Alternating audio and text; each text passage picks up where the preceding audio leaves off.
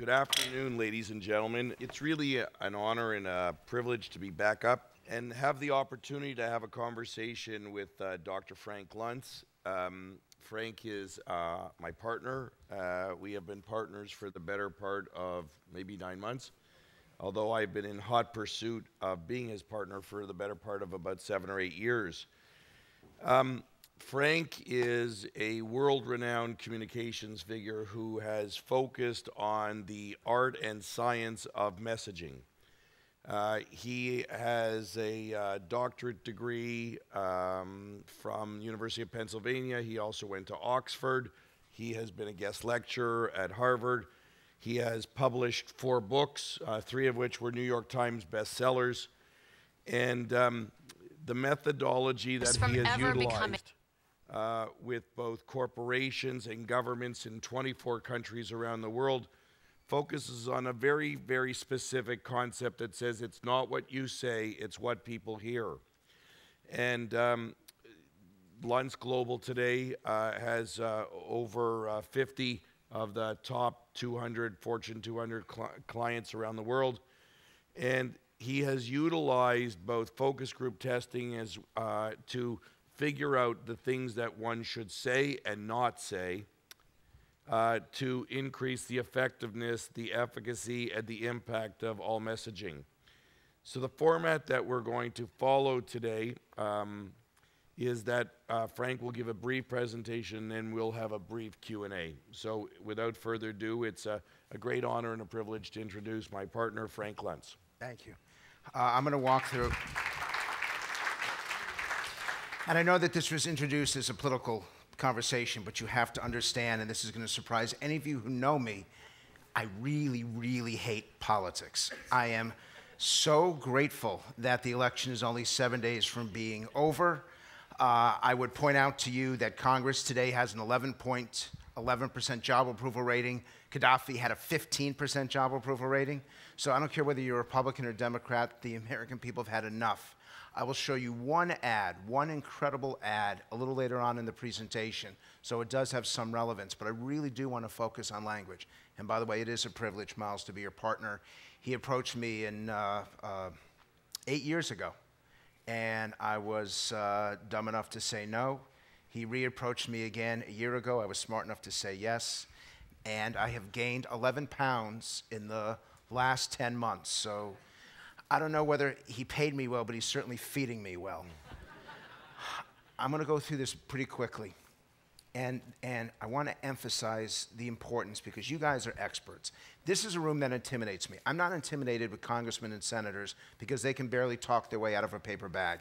They're not expressive and they're not communicative. And they don't use words that work, which explain why they are so unpopular. You all are the best at what you do. And so it's very hard for me to show you anything that you haven't seen before. I'm going to try. The language on the left, when it's time to make a better tomorrow, you can count on us. It's a language that maybe someone in this room created. It's for a Fortune 300 financial services company. And the problem with the language is that it's based on what they do rather than what you want. The language on the left, you worked hard for your money, it's time for your money to work hard for you. 4 times, it's you and your.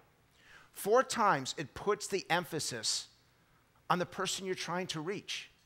The language on the right is preferred by 17%. The language on the left by 83%. Why? Because it's not about what your company does.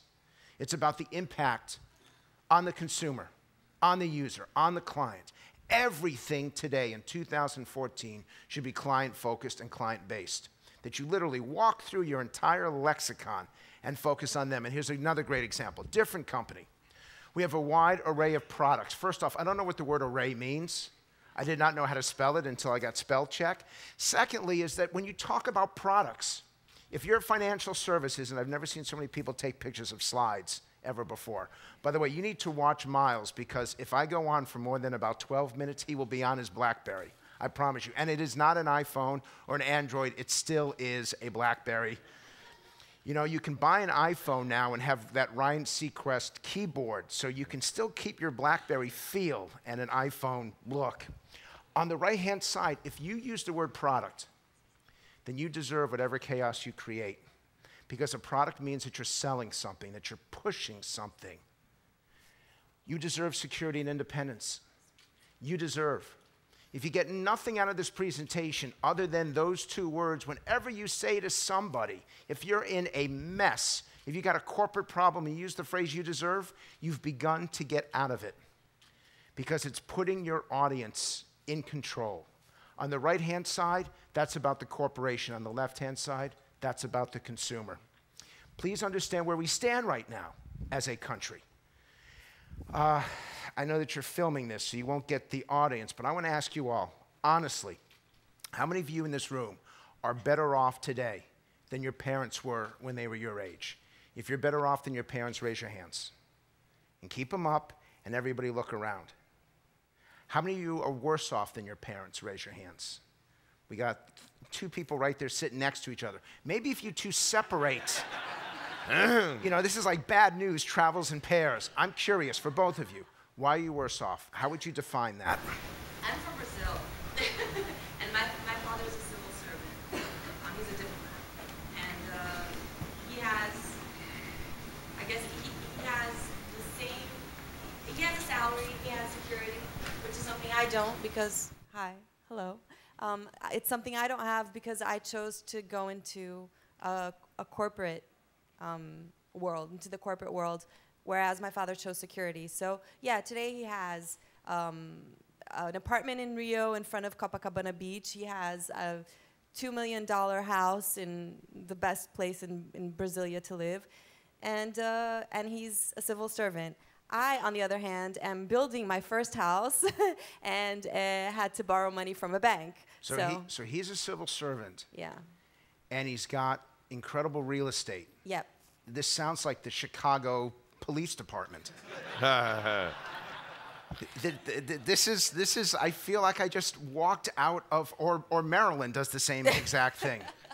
And what's interesting is, well, watch this, because I'm going to ask you now the follow-up. How many of you truly believe, not that you want, but believe that your children, or the next generation if you don't have any, how many of you believe that they're going to be better off than you when they get to be your age? Raise your hands. Now look around. Look at how few hands go up. This is the crux of why we hate corporations. And I'm pro-corporate, just so you know.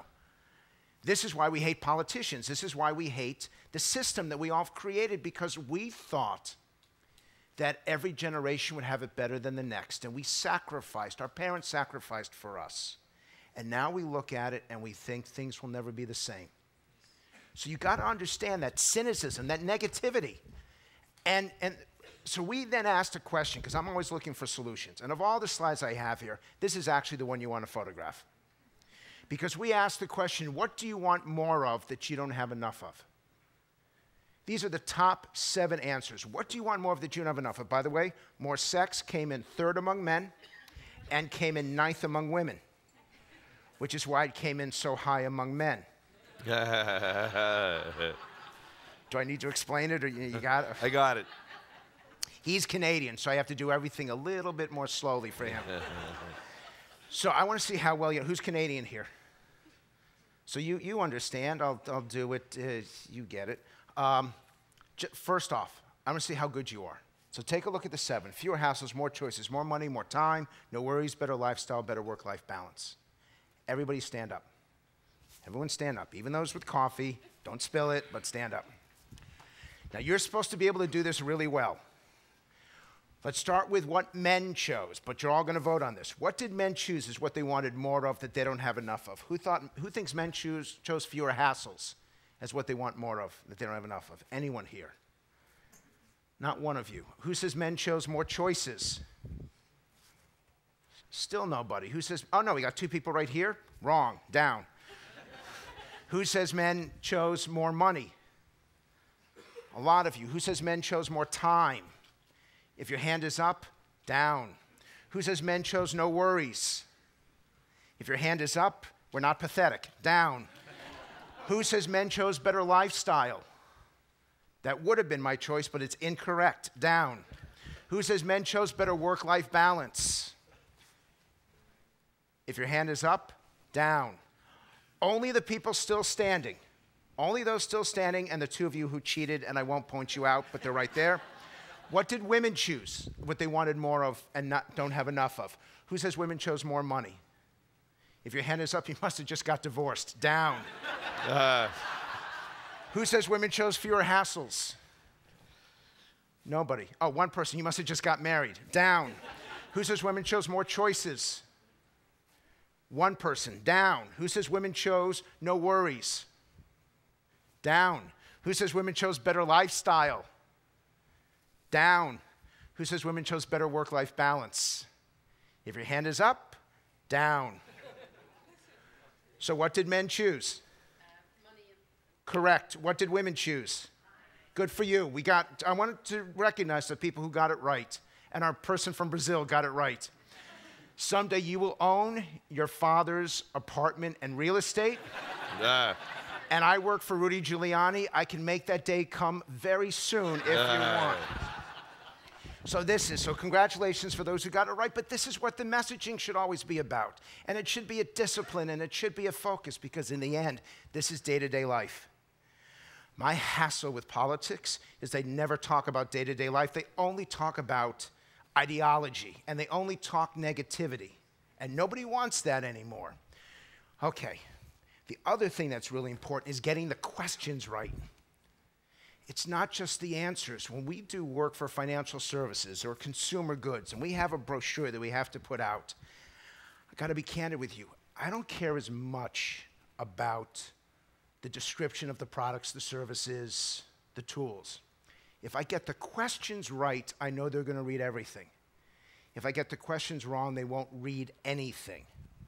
If I want them, for those of you who do work for healthcare companies, if you want them to actually read the brochure, you write the question as though you're a consumer, and you write it for the words that they would use. By doing it that way, you ensure that it's relevant to them, and they will read the rest of it. And by the way, you know this, that nobody actually reads a full-page ad. They read the top, and then they go to the bottom, and then they decide whether or not they're going to read all the way through. I care about the first sentence, I care about the last sentence, I don't care about what's in the middle, because if I don't get the first and last sentence right, I don't get it right at all. Even our attitudes about success in life have changed. It used to be about freedom and opportunity, and now it's about how much we get paid. One segment of American society chooses home ownership as the #1 definition of success. Just one. Hispanics and Latinos. So Anheuser-Busch created the most amazing ad. This young woman, her mother's crying, even her father's upset, because she's leaving home for the last time. So she goes out the door into the street, across the street, up the stairs to the house right across the street from her parents. Uses the key, goes inside, there's nothing in the house. She goes to the refrigerator, there's one six-pack in bottles, because Latinos want to drink their beers in bottles, not cans. She holds it up to the camera, and the ad ends with her saying, "Mi casa." If you're Latino, living across the street from your parents is the American dream. I'm Jewish. Living across the street from my mother is the American nightmare. Would you let me get to the punchline? How many of you are Jewish? Raise your hands. Don't raise your hands. Have you not learned anything about history? Every time someone has asked that question, it hasn't worked out for us. Did you see the movie? Our character doesn't make it to the end. So also understanding, give me 5 more minutes, understanding what people really want, because this is public relations. Understanding how to empathize and how to use words to get people to actually nod their heads. There's a reason why I won't stand behind this podium, because I am desperate to keep you guys from being on your iPhones. There's a reason why I come down there, because if I get close to you, you're going to look up. When I want to know what's important for the future, it's not no fear and no regrets or reaching my goals. Think of how many times you've seen companies involved in people's long-term lives who use those bottom 3 or 4 lines. It doesn't work because that's not what people are looking for. They want to be able to live the life they want. That is the definition. We play these, our whole process is to give them 15, 20, 25 different options, and then they create their own to find the words that are absolutely perfection. And this is what people want. This is what investors want. Security, you used the word security, and you said that your father chose it. Men choose security number one. Women choose stability number one. They're similar, but not quite the same. Security, stability, and so you get peace of mind. And I'm going to show you something, because peace of mind cannot be defined. Because there are, what, 110 people in this room, 120? Every one of you is a different definition of it. And again, I want you, because of what you do and because of how creative you are, there are 3 questions that you ask. I want you to imagine. The word imagine is the most powerful word in the English language. I want you to imagine life at perfection. Where are you? Who are you with? And what are you doing? Imagine life at perfection. Where are you? Who are you with? And what are you doing? Imagine life at perfection. If you want to have a microphone, I'm gonna call on her. You must be from the South. What was the third one now? Imagine life at perfection. Where are you? In America. You're in America. Where in America? Washington. That's life at perfection? You can go For 20... me. For you, really? In Washington, you can go 25 miles in any direction and never leave the scene of a crime. Okay. Okay, so she wants to be in Washington. God knows why, but is there any place in Washington you want to be? No. No, so just Washington itself. Yes. Okay, so who are you with? My husband. You're with your husband. Are his parents still alive? At that time? No, now. Yes. They are. Are they with you? Life at perfection, are they with I'm not married yet. Oh, so this is any husband. Or is this like why you're all scrunched in with a guy?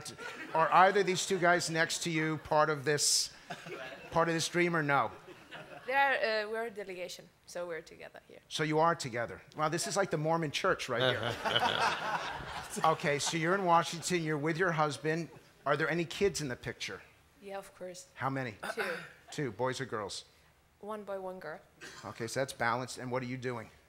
Life at perfection in Washington, D.C., with your husband and your 2 kids. What are you doing? I'm working. Where are you from? Germany. Oh, that explains it. That's just... I'm going to do the rest of this from up here. Wow, that is really... that's so ironic. This really did happen. I'm going to show you in a minute, if we have time, a picture of the Statue of Liberty, because it is the most powerful visual for Americans. I know this is a global conference. And I tell a joke. In fact, I'm going to skip to it, because I want you to see the visuals, and then, Miles, you and I will talk. And I'll go back to some of this, because it's all language for you guys.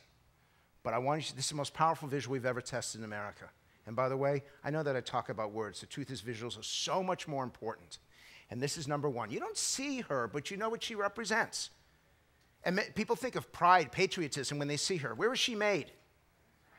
France. But we think of her as American. So this really did happen. So I wanted to tell a joke. So, Statue of Liberty. You see she's got one arm up holding the torch. When I think of the French, I think something more like this. Okay, so I did that. This really happened. I did this in Hong Kong. Who here's from France? Who did I just insult? Nobody here. Good. So I do that. And there are a couple French people, and they're sitting where the 2 of you are right now. And I did this speech, investment speech in Hong Kong. So I tell the joke, and they're all upset. And so I'm mic'd like this. So I come off the podium, and I'm about to say something about Lafayette, and thank you for helping us in the Revolutionary War, some shit that I figured they would buy. So I go to extend my hand, and here's the problem. I hear them going back and forth with each other in French. And all I could think of at that moment was Peter Sellers and the Pink Panther. So I start to laugh. They're totally offended, and they got up and they walked right out the center aisle. So I said the only thing that came to my mind at that moment, you see the French? They're always in retreat. Hold on, the Germans thought that was the funniest thing they ever heard. And me being Jewish, entertaining the Germans, I thought that was pretty funny. So it worked out for everyone. So the last thing here, I'm looking for perfection. I'm not looking for good or great. I'm looking for perfection. It's a mixed family. It's a blended family. When you ask the public now to define what the American dream means in terms of a photo, This is number one. It's a beautiful home. It's not a mansion, but it's a big home. The lawn, the blended family, only one child, happy. If you ask people under 30, that picture's different. If you ask people over 60, that picture's different. But it's the number one picture right now. The number one visual we've ever tested for under 30 is this one right here for the iPod. You don't know what ethnicity she is. You don't know what she looks like. Because if you're under 30, you don't care. If you're over 60, you're trying to figure out, and you don't like this, because you want to see her to decide whether you believe her reaction. If you're under 30, you know she digs the music. Here's another example. This is the most important of all. This is life at perfection. What do you not see in this picture? There's no car. There's no yacht. There's no house. I'm looking around this room. Most of you are pretty young. If you're 70 years old, you're not looking for that. You're looking for that kind of intimacy, that kind of companionship. It's simple. They're not in fancy clothing. They're simply in shorts and barefoot on the beach, and they're holding hands. And that communicates to people over 50 exactly what they want, exactly what life at perfection is. It's really powerful. I wouldn't show that to a 30-year-old, but I would show it to a 60-year-old. Two more. See that woman in the hammock? It's the number one photo we've ever done for travel and tourism. She's got a drink in her hand. She's looking up at the sky. She's between two palm trees. She's got an ocean just beyond her. Every woman sees this picture and says, I want to be in that hammock. Every guy sees this picture, says, I want to be in that hammock with that woman. It works for everybody. Right. It's compelling. It's significant. Best sports shot. I know you had a sports panel earlier, and I wish I could have been there because like I said, I hate politics. I love sports. I'm sorry for you guys over here. I didn't understand this photo. I hope I don't hit the mic. I didn't understand. Look at the face of the player, how happy he is. Look at the fans around him. But then there's something that was pointed out to me only a month ago that explained it. Look at the elbow. And what's worse than that is look at where this guy over here, look at where he's reaching for. Of course everybody's happy. One more photo for you. I want you to see joy. And you tell me if this doesn't define it for everyone in this room. I don't care whether you have kids or not. I don't care how old you are or not. This photo was given to me by the same team who gave me this to test, so they got the two best. But this is communication. One photo says more than any language. Look at him. And every woman makes that oh sound. That's perfection. By the way, what doesn't? This is great. This is number one picture for a beverage for men. The drink is celebrating. Women hate this photo. Why? It makes a mess. Guys don't give a shit. Women are pissed at this. And by the way, the picture up there on the left, I can get a mom to read ad copy. This is for energy. I can get a mom to read ad copy as long as it has a little boy playing with a puppy. This could be for hemorrhoidal cream. And absolutely, and mom's going to read it. Finally, this is celebration. This is what people want when they're in a work environment. It's diverse. It's happy. It's approval. It's everything that they're looking for. And these are nightmare shots. For those of you who work with employee engagement, nobody wants to sit next to that guy in the center. And the idea of being alone in a work environment is not a positive, it's a negative. So finally, we just did this research in the last couple of weeks. What do people want? If you want trust, you go back to the old-fashioned. And we put men and women up here to see how it would do. This clothing, I'm happy to share this with you if anyone's interested. The fact is, when you're in a crisis situation, when you've got a problem, when you're trying to communicate, and I hate this. I stopped wearing suits and ties decades ago because I can't stand. I'm too fat, basically. And the reason why I wear shoes like this is because I've gained so much weight. You ask me, why do I do this? You want the honest answer? Because people used to point at me and say, Frank, my God, what happened to you? Now they go, Frank, look at those shoes. So it gets them out of this. So this is what people want to look like. I'll show you a couple more words, but shall we talk? Sure. That was great.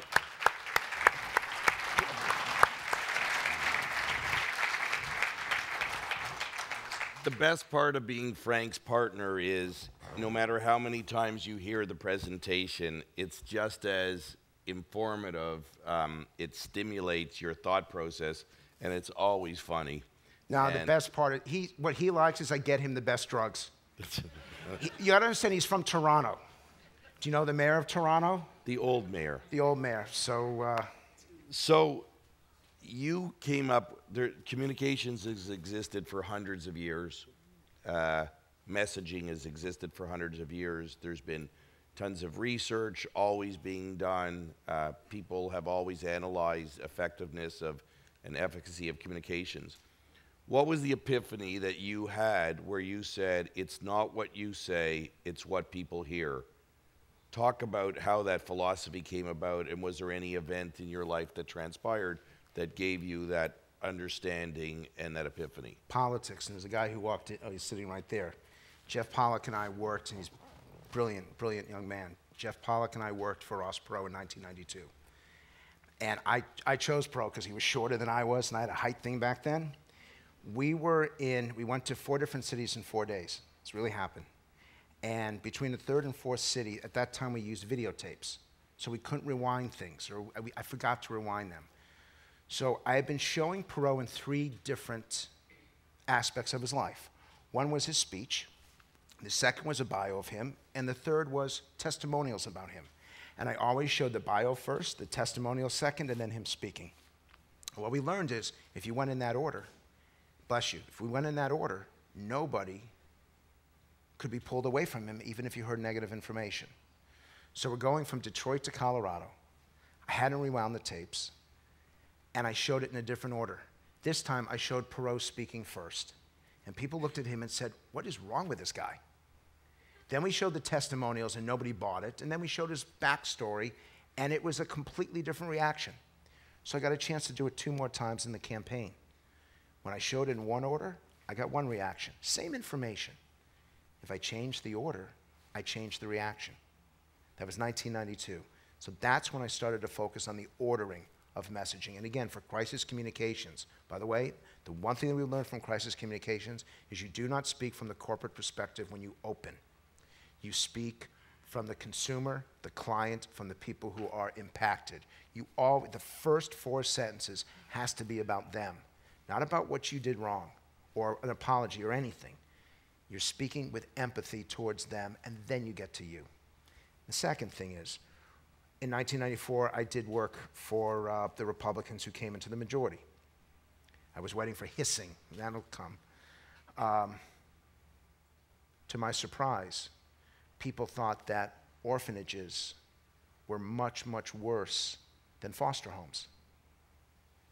I assumed that, in reality, if you know anything about foster homes, they can be really horrible. But I learned at that point that the word that you used to describe anything made a significant difference in how people saw it. The third example is 23% of Americans, I still remember the number, would deny emergency room care to illegal immigrants, 23%. 41% would not give emergency room care to illegal immigrants. It is exactly the same thing. Deny and not give mean the same thing. But deny suggests that you have a right to it. Not give suggests that it's a choice. 1994. And in those 2-3 years, that's when I started to focus on what words to use. And the last example for you is death tax for Americans. It's been called the estate tax forever. When I say the word estate, you probably think wealth. The death tax is the renaming of the estate tax, and people think you're taxed because you die. That changed the entire dynamic of that debate. So your background in all of this methodology came from politics. Correct. And then you applied it to business. there's been research and all kinds of things done historically in politics. What was the breakthrough that you said we've got a better mousetrap to be able to use science and art to improve the efficacy of our messaging? And which campaign did you work on where you said, I think I have got an aha moment here, that we really have got a methodology, a technology, an approach that has application on a broader basis? Just so you understand, these were not the questions that we had rehearsed before this. So I like the fact that you're freewheeling. When we get on a plane, I'm not giving you that little bag of pot that you asked me for. It's 1994 in the contract with America, because they gave me enough funding that allowed... So talk about that in more detail. I know it's 20 years ago. I'll talk about the learnings of it rather than the document itself. We learned that if you give them a list and you enumerate it, if you actually write 1, 2, 3, 4, 5, they will have more than 2 times the recall than if you just make it a bullet point list. So from that point on, you'll never see in one of my documents or recommendations bullet points. You still see it in 80% of communication, because they don't. With a bullet point, they can ignore it. When it's enumerated, they have to read it. Second, give them a checklist, whether or not they fill it out. When you give them a checklist mentally, intellectually, they're actually in their heads checking it off. It keeps them more engaged with the document. Third, the most important point goes at the top, and the second most important isn't number 2. It goes at the bottom. It goes back to that whole idea when we discovered what people actually read in newspaper ads. Fourth, one picture is so much more powerful than a collage of photos. And think of how many times you see when you're reading something, 5 different shots of sandals. A single photograph of the beach with the palm trees is more powerful than 5 smaller photographs. Let them focus on one thing. Sixth, there needs to be an essence of accountability. And we wrote it up top and wrote it on the bottom. And we didn't use the word promise or pledge, because those are words that only politicians and used car salesmen use. Commitment. If you give your commitment to someone, by the way, for those of you who are pitching for business, this is real. When you give your commitment to that client that's sitting there and you're trying to get them to hire you, that commitment says it's your reputation on the line. So we talked about our commitment, and we even gave them an enforcement clause, which is throw us out. No one had ever done that in politics before, none of these. There are a few others, but those are the important ones. And it's one of the reasons why Republicans won for the first time in 40 years, because that document was so different, that effort was so different. And one last thing, sign the name. I will tell you that, and you never see this in advertising. If a CEO makes a commitment and actually signs it there, that commitment will be believed, because your signature has weight, it has credibility. So the next question has 2 parts to it. Messaging has 2 components, art and science. If perfection as you defined it was 100%, what contribution is art and what contribution is science? You're going to love this, because it's 100% art and it's 100% science. So it's perfect for Washington, D.C. The science has to tell you what works, but the art is creating that content. And the art is really listening. I still do, to this day, to my detriment and to your criticism, 85% of my focus groups, of my dial sessions. I don't do focus groups. I do 25 or 30 people in a room for 3 hours, because they will not tell you the truth for the first 30 minutes, and the next 30 minutes is some New Yorker telling you what they want everyone in the group to think. I need 3 hours with them, because in 3 hours, they will start to tell me what they really think.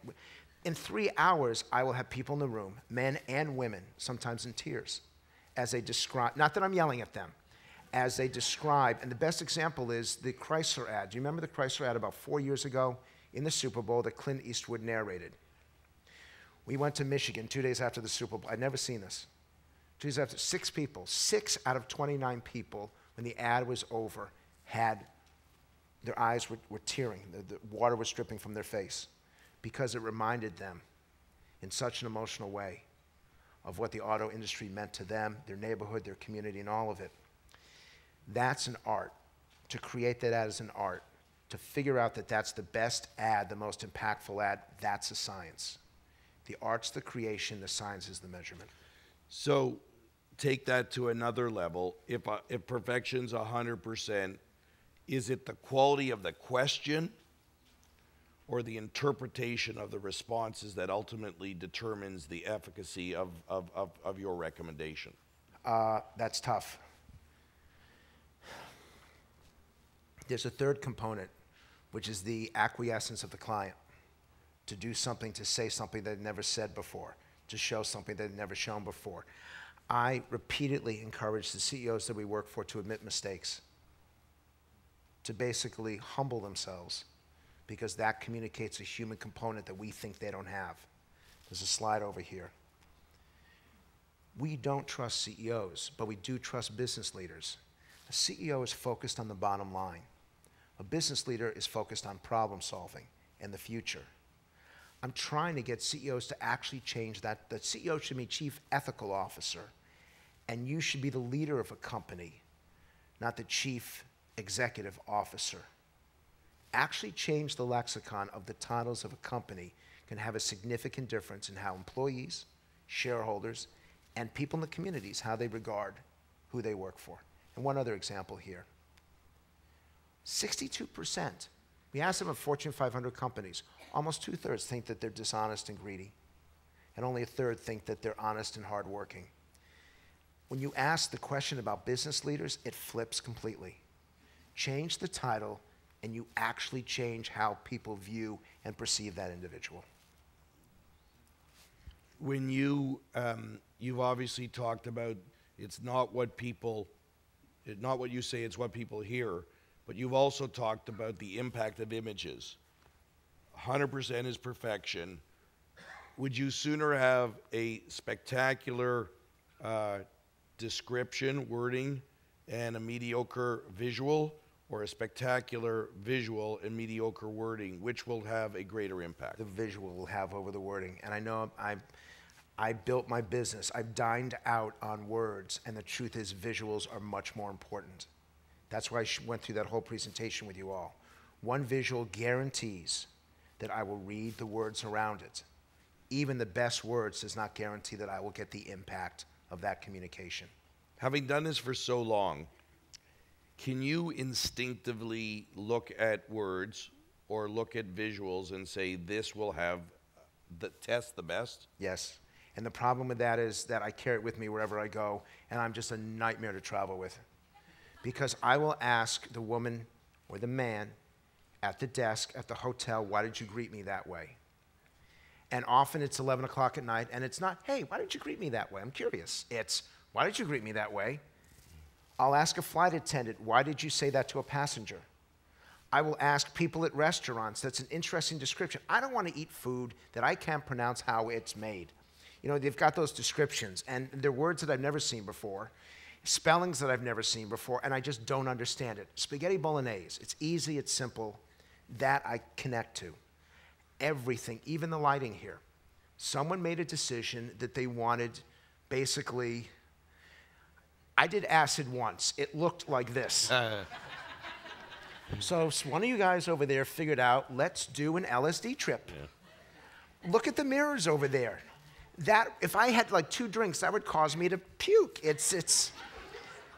I look at everything. Honestly, I study everything, and it makes life fascinating, and it drives people nuts. Because from early in the morning to late at night, I'm asking questions. So your messaging and this methodology you've used around the world, 24 or 25 countries. Talk about how... 31. Okay, 31. I've only been arrested in 2. Talk about how the learnings and methodologies that you learned from United States and politics and in business, what's its application globally, and where are there disparities in what works in other countries that doesn't work here and works here that doesn't work in other countries? Where are my international people here? Who's not from America here? Raise your hands. A lot of you. I do something which is totally against the rules of market research.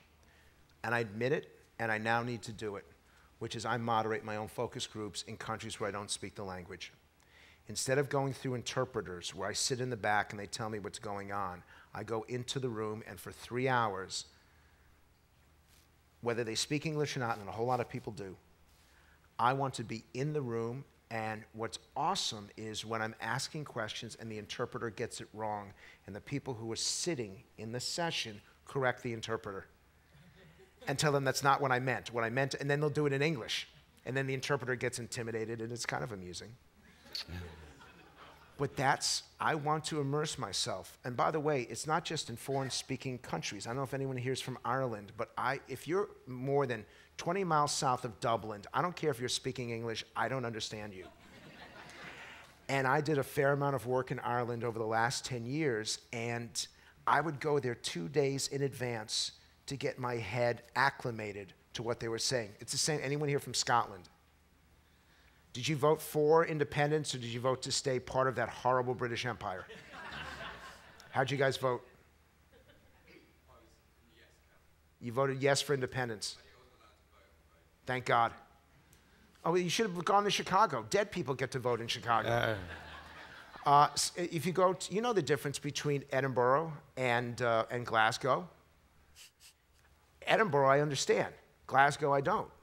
So it's part of understanding the culture. If they will let me, I've stayed in people's homes overnight. It's not because I am cheap, but it's not because I'm cheap. Because that gives me a chance to have these conversations with them. The key to this is not just what they hear. It's understanding why they hear it. And understanding what removes that cynicism and that negativity that people across the globe have towards what we do, and being able to talk to them as human beings. And the only way to be able to do that is to wrap yourself around that culture. And I will not outsource that to anybody. I need to do it. When you go to another country and you want to, what is the number one step you want to take that you'll understand the culture, what people hear, why they hear it, etc.? What is the one thing? Is it traveling with in a taxi? Is it going to a restaurant? Is it people you meet at the hotel? What is it? What is the one item that will give you the greatest information and insight into what people hear and why they hear it? Locating the nearest Starbucks. Oh, come on, that's not bad. I guess it is.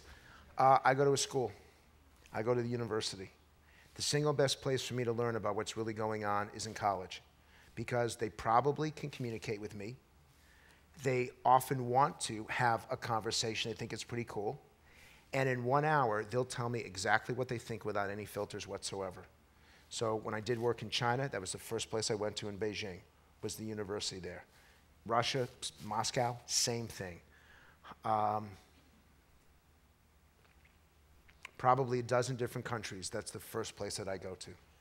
One of the areas that you've devoted a lot of your own personal time and generosity is with students, high school students, university students, toward the future of education, what their aspirations and their sense of pride in the future of America. Why have you focused on that? What is it that you see or are concerned about or hope to make a difference in that's caused you to focus your efforts in that?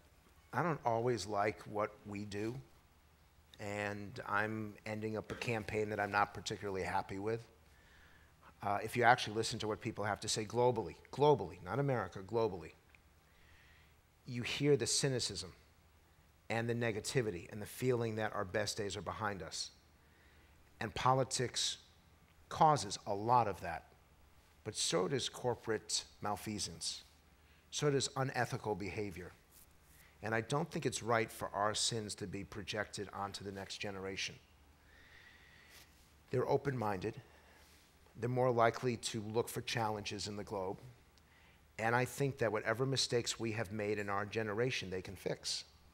But they can only fix it if they have a sense of hope and they have dreams. There's a song, and this is an awful group to quote, but it's a Jay Giles song. And I'm that old, and I'm actually going to see them. They've come back together again, and they're performing with Bob Seger, and I'm going to see them in New York. She never had dreams, so they never came true. if a young person has a dream, there is a sense of hope, and they will try to pursue good things. If they have no dreams, this is why I have to do high school as well as college. If they have no dreams, they will be stuck in whatever situation they are in. And I see it as I take a significant part of my time devoted to helping them conceive of that dream and then helping them get there. And you do the same thing, by the way, and they don't know this. I mean, it's funny that you should ask this, and I'm going to do this back to you because I don't know how well you know him. I don't know anyone who's been more active, more engaged in our whole profession in trying to help people and trying to make a difference both individually and collectively as this guy has. And I didn't understand that 10 years ago or 5 years ago. I've only understood that over the last 10 months. This guy has a heart bigger, wider than this room. And I would hope that in our profession that we would seek to follow people like you, to emulate you. And the fact is, in the last 10 months, much of my behavior has changed because I've seen what you have done for so many people. And it is awesome to be able to recognize that publicly. If there were more people like you in this profession, everybody would want to go into it. It's very nice of you to say. Tell me about if what you do is empirically measurable. So why doesn't every CEO adopt this? Why doesn't every politician adopt this? And between the two, who is the most receptive to adopting what is empirically going to be most impactful? They both suck. Why? Come on, they do. Because they got to where they are by not using this. They got to where they are by their own, or at least that's what they think, by their own skills. And then they don't want to be told that they're not perfect. And if I may, because we only have a couple minutes, I want to show the empirical of it. I didn't know if I'd get to it. So how do you show people, how do you prove to people that your company should be trusted? Each one of these phrases is used by all of us in this room. Every one of these phrases. If we own the ethical space, we own corporate social responsibility. You can take any one of those from number 2 to number 10, and I'm choosing ethical business practices, and I will outdo you. And this is all based on research. Here's another example. When they talked about giving out bonuses, and this is after the economic meltdown, people were furious that Wall Street should be able to get a bonus. If they had changed, and by the way, look how low profits come in. If they had changed the word bonus to, and I quote, pay for performance, it would have been perfectly acceptable. But a bonus was taking money out of somebody else's pocket. Performance means that you deserve it. It's a change in the language. Another example, I told you how bad products are. What do you want from your financial advisor? My God, don't talk about products. It's services. A product is what you make a profit from. A service is what they benefit from. Another example, look at wealth manager among those with high incomes. That's $2 million in investable assets or more. The wealthier you are, the more you hate the word wealth. Because you don't think you are. It's a Springsteen song. Poor man want to be rich man want to be king ain't satisfied till he owns everything. The wealthier that you get, the more that you want, and the more that your friends are wealthy. Stop using, guys, for those of you who work for financial services companies, stop using the word wealth, because it actually turns off the people that you're trying to connect to. There are people in the audience that want to ask questions. Excuse me. So we have 3 minutes left. If we have microphones, any questions that you have for Frank, he's obviously enthusiastic to answer anything that's on your mind. While we're waiting for the microphone to get to the first real audience member, I have a question for Frank, and it's actually a little sort of introspective.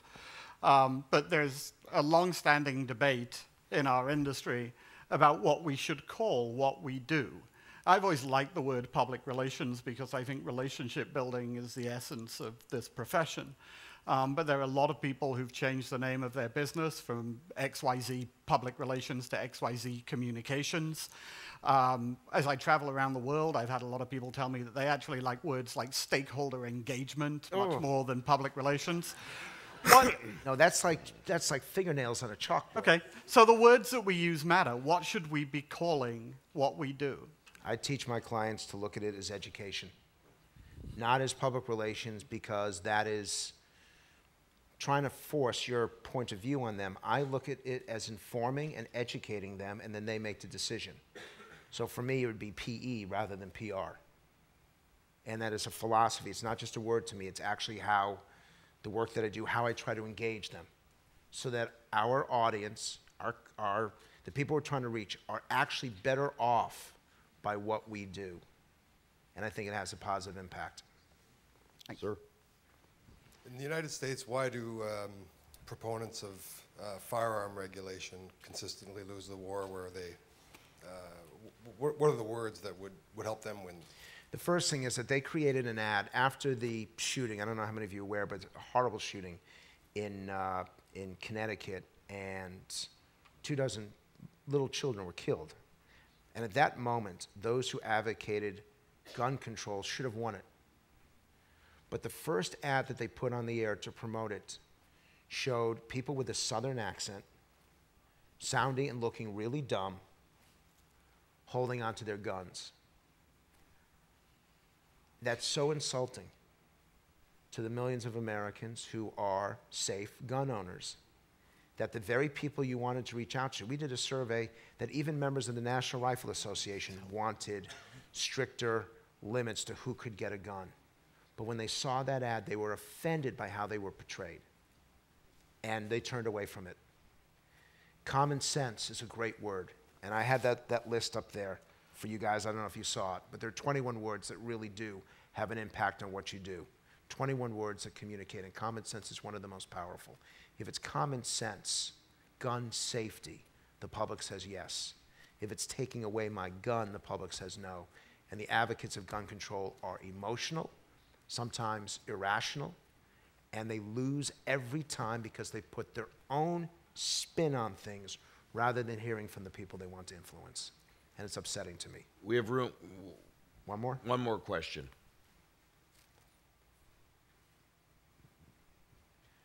May I do? So I'm going to ask the last question. And if, in terms of life lessons that you've learned over the last 25 years, what's the number one lesson about images, messaging, the science and art that you have taken away that has had the greatest impact on what you do today? That emotion is more powerful. And I'm going to show you the one ad from politics because I know that some of you wanted to see that. Actually, no, the one lesson is I have to be engaged. I have to be emotionally engaged. And you and I have had this conversation before. The true lesson is I can't sell something I don't believe in. I can't sell something I don't care about. Doesn't mean that I have to love it, but I have to be interested in it. I have to be engaged in it, or it's impossible. I can't just flack it. I did a lot of work for White Castle. Some of you probably don't know what they are.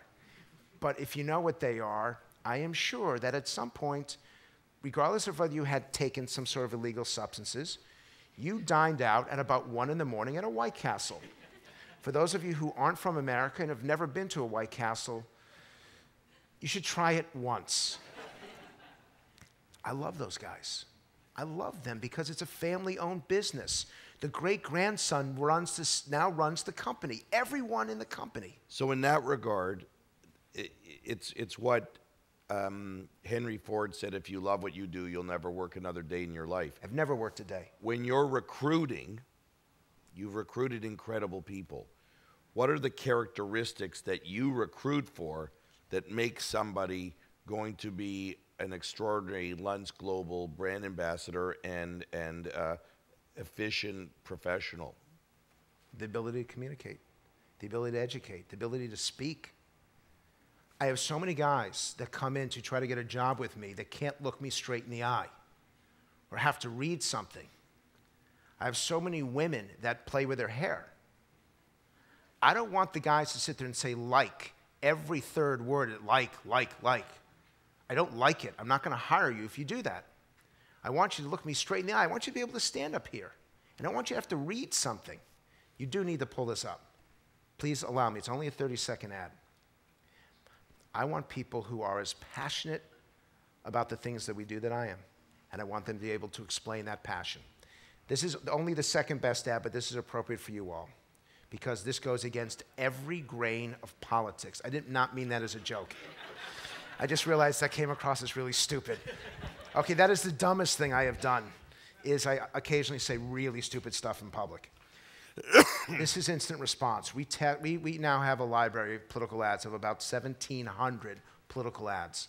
This is the second best one from 2014. I think this ad made a difference in this race. But why this is powerful, I will explain in a moment. The higher the lines climb, the more favorable the reaction. An ad that gets a 50 is good. An ad that gets a 60 is great. An ad that goes over 70 is incredible. Watch what happens here. I worked at a nuclear facility that has been vital for our national security. Like many, I was exposed to radiation. I got cancer. But Mitch McConnell fought for us, creating cancer screening programs and providing compensation for sick workers. Mitch McConnell is a caring and powerful voice for Kentucky's working families. And having a strong voice matters. Having a strong voice from a man who can barely talk. Some of us have been trained that when we want people to listen, we yell, we speak louder. Do exactly the opposite. Get quieter. Mitch McConnell has no personality. I don't like doing this with that camera on because he will hunt me down and have me killed. Mitch McConnell had 8 hours of open heart surgery because it took him 6 hours just to find his heart. So you don't know, I mean, I'm like afraid to do this now, but he doesn't have, this ad makes him emotional. This ad makes him caring. And this ad says that everyone, even those who don't have a voice, have a voice. And so that's what makes this ad so powerful. Whatever you think of doing, sometimes just do exactly the opposite, because that's what will connect. Ladies and gentlemen, I just wanted to say, Frank, it's been a real privilege. I speak on behalf of the audience of saying it's been extraordinarily informative, very inspiring, very enlightening, very entertaining, and it's really a pleasure and a privilege to have you here. And it was worth the trek from Toronto to be here to be with you today. Wow, thank you. Thank you guys very much. Great. Yeah.